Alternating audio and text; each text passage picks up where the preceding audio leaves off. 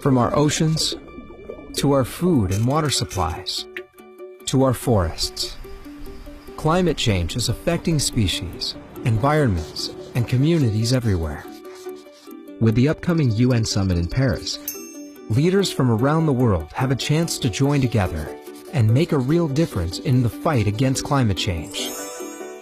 5 years ago, world governments pledged to cut carbon emissions in order to keep the average global temperature increase below 2 degrees Celsius.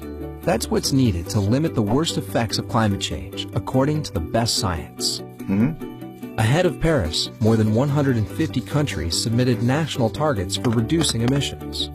If you add up all of these commitments, we'll reach about halfway to the 2-degree target, leaving an emissions gap of several gigatons of carbon. In Paris, leaders can create a plan that addresses this gap, but it'll take a new era of cooperation between governments, businesses, and communities of developing and developed nations to acknowledge the emissions gap and take the steps needed to close it. Governments can move beyond negotiation and focus on cooperative problem solving, working to cut emissions domestically, while partnering with other nations to make an even bigger impact.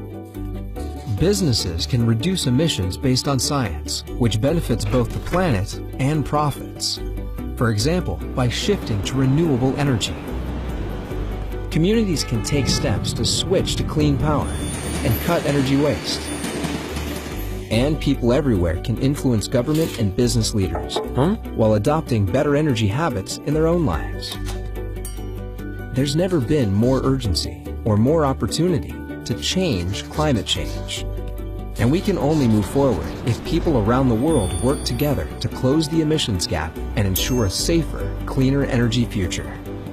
Visit WWF to learn more and discover ways that you can help.